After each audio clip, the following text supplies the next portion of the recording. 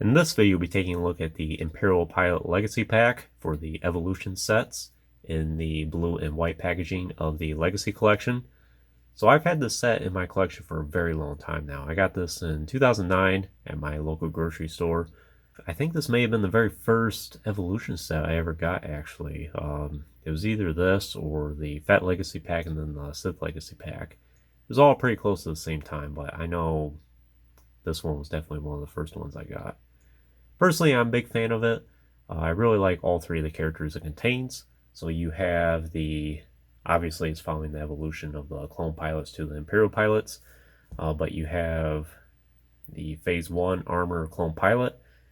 But as you can see, he's in the same pattern and color scheme as the Tiger Shark gunship.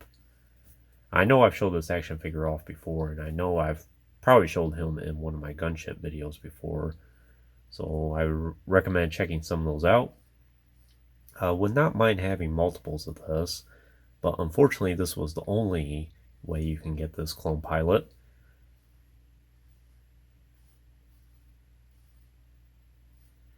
Yeah, very nice for Hasbro to go ahead and make that. We do have the Phase 2 version as well, which I do have reviewed on the channel. So very nice.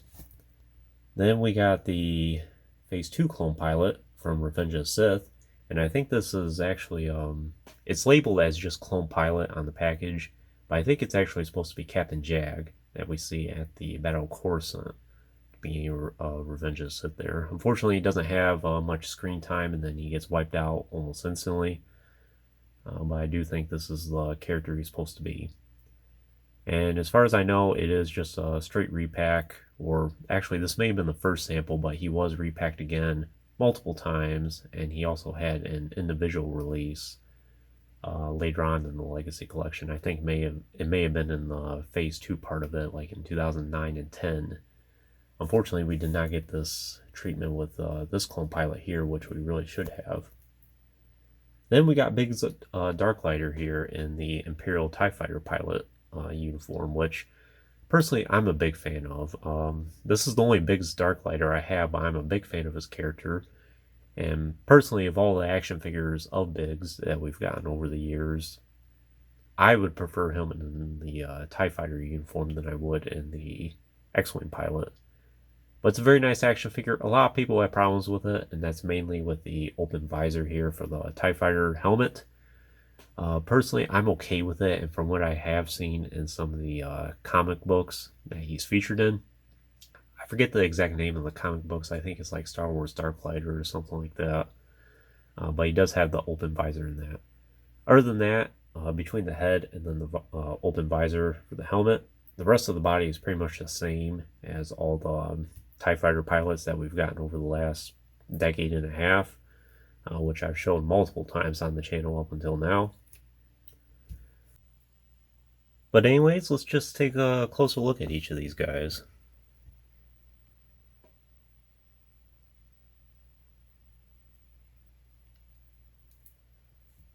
As far as I know, this clone pilot never shows up in any media source at all. This is totally a Hasbro concept. You don't really seem to get that too much anymore.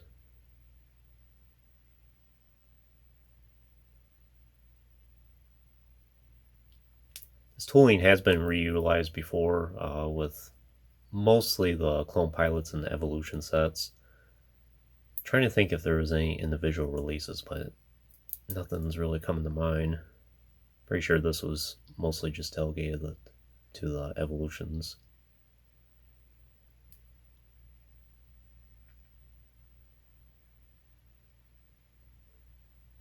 It is a very nice sculpt.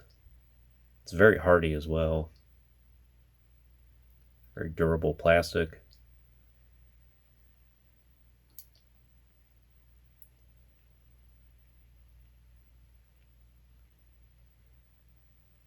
Blue paint is nicely applied. Like how they did that on the belt there.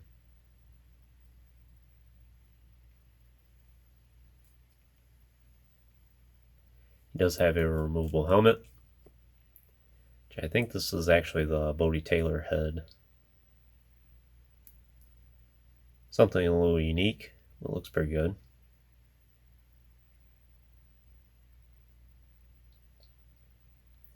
In terms of the articulation, he does have the ball joint at the head.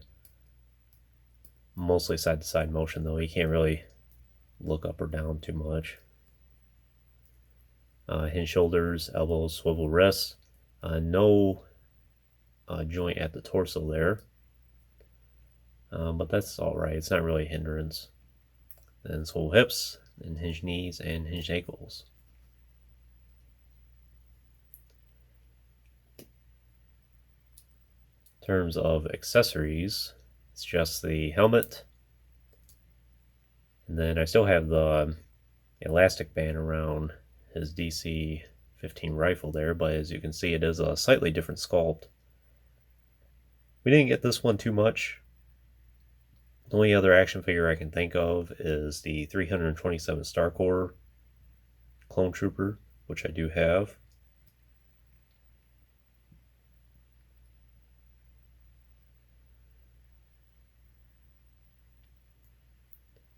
It is nicely sculpted. I wish we got a lot more of those. I like how they did the marks at the end there.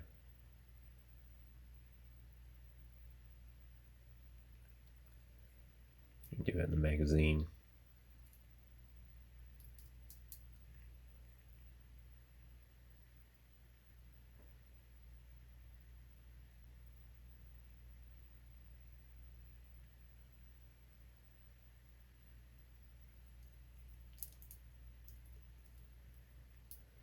And definitely would not mind having a few more of these guys.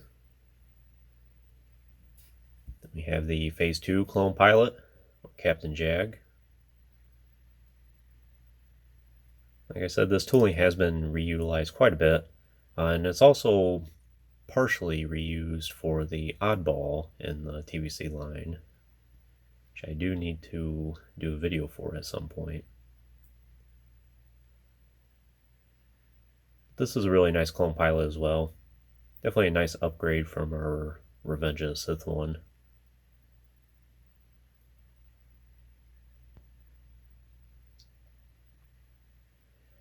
Only thing that I wish was a little bit different is his helmet is a little small. As you can see, I don't quite have the lenses over his eyes. That's about as close as I can get. And you can take his helmet off, but unfortunately, no matter how much I've tried, that's about the most I can get. And when you tinker with it a little bit, you can tell that the helmet is a little too small for him. But they did fix that for the Oddball. And then later on for the Imperial Pilot Legacy 2-pack, the Phase 2 of that, which I will be doing a video of next, they didn't really correct that.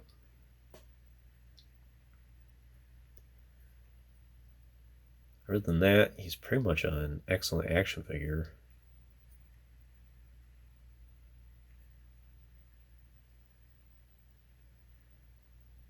Seems like in the Star Wars media these days, we don't really see this clone pilot too much. I know in the Clone Wars series, towards the very end, we saw a different armor for the Phase 2 clone pilots.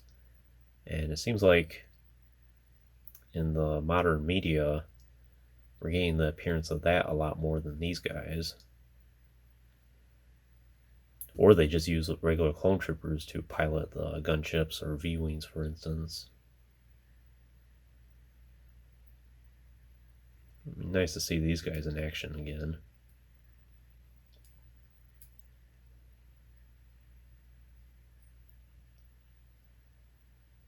It's pretty nice paintwork. In terms of the articulation, he does have a ball joint at the head as well, and hinge shoulders, elbows, swivel wrists, swivel waist, swivel hips, and then hinge knees, and no ankle articulation, but that's alright. As I mentioned, you can't take his helmet off, which, let's see if I can do that. You can take the control box off here, and then you can unplug the tubes from the helmet.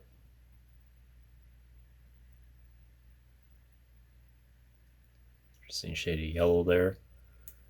And let's see, it is can be kind of tricky. Yeah, his head wants to pop off a lot.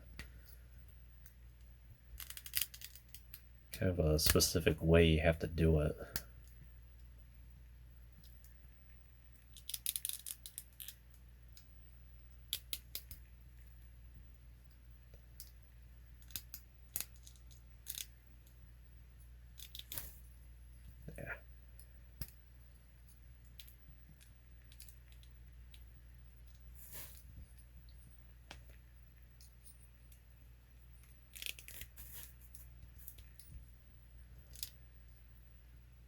It doesn't really want to cooperate.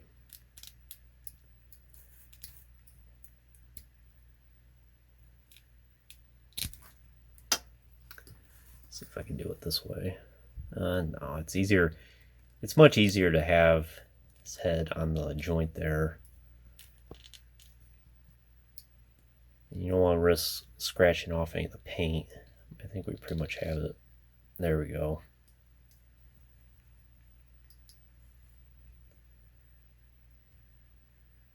It's a pretty good head sculpt. I think that is supposed to be more of a Tamora Morrison head.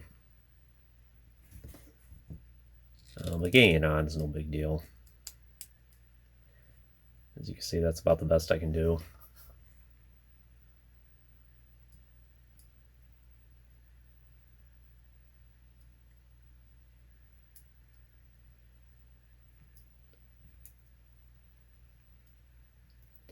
And then he does come with the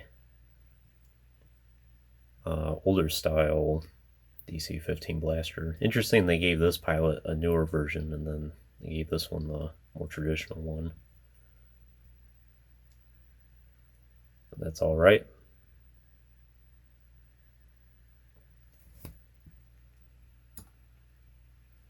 Then our TIE Fighter pilot, Biggs Darklighter. I'm not too sure if Biggs was officially an Imperial pilot. I think he was.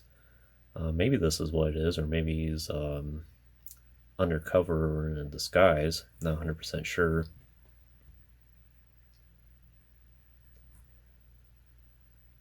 But regardless, I really like this action figure. I know a lot of people don't. And like I said, it's because of this open visor here. A lot of people would have preferred a regular helmet and then treat this as any other TIE pilot.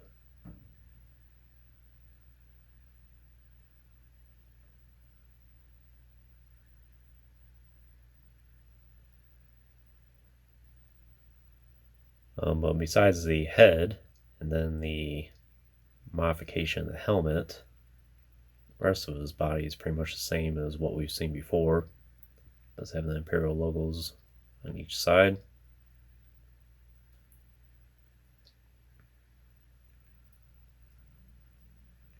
And this might have been one of the very first TIE pilots in this mold, if not the first.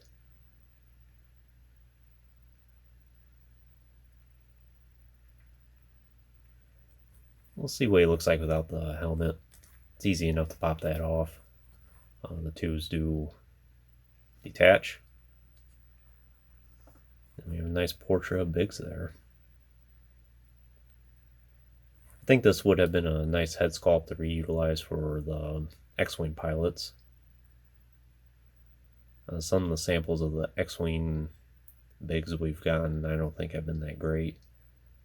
This head sculpt, I think, is even better than the Black Series 3 3/4 inch figure.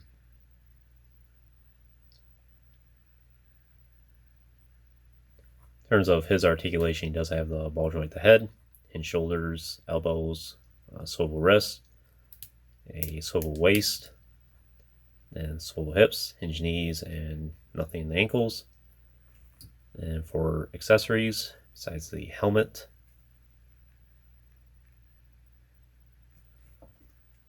the control box does have the standard blaster that seems to accompany most of these TIE Fighter pilots.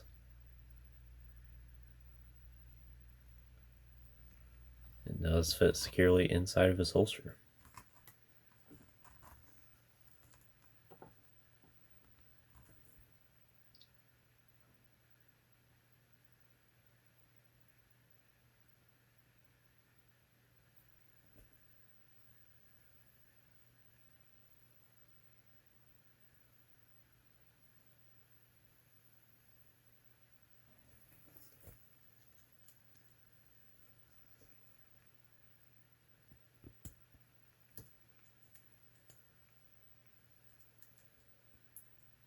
Tubes don't fit the best inside the helmet, but they'll stay into place.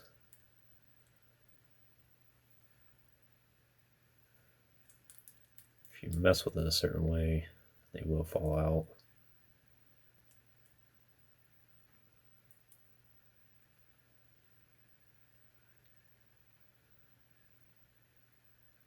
Of course, the Imperial logo's on the helmet.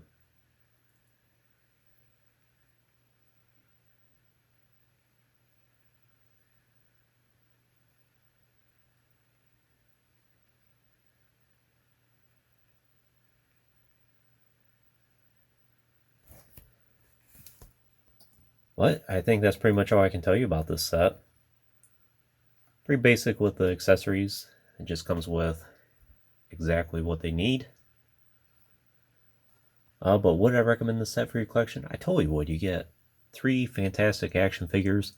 Big fan of this clone pilot. Obviously, if you have the Tiger Shark gunship, this is a must-have pilot for your collection because this is exactly what he goes for. I suppose you could put him in the Arc 170 fighter as well. But obviously that's more of a later Clone Wars fighter, I think. I can't think of any media source where we have the Phase 1 pilot in them, but you can still do that. This is a nice clone pilot, still one of the best ones we have today. And we get a Biggs Dark Glider in a TIE Fighter outfit. Even if you're not a big fan of this open helmet right here with the face shield, I would still recommend this. I'm a big fan of Biggs Dark Glider, so I'm glad I have a version of him. And this is probably the best Biggs we've ever gotten. Between all the X-Wing versions of him, I still think this one is still the best in terms of the head sculpt. The 30th anniversary figure is alright. I would not mind getting that one at some point, but we'll see. And anyways, it's a solid pack. Happy it's been in my collection all these years. Highly recommend tracking one down, and it's not too expensive. I was just looking up prices yesterday, and it seems like most of them are probably in the $30 range, which is not too bad at all. But anyways, that concludes this review. I hope you enjoyed it. Stay tuned for plenty more reviews in the future. There'll always be more to come. If you haven't already, please like the video and subscribe to the channel. I always appreciate all your support. And check out some links in the description if you haven't done so already. As always, thanks for watching.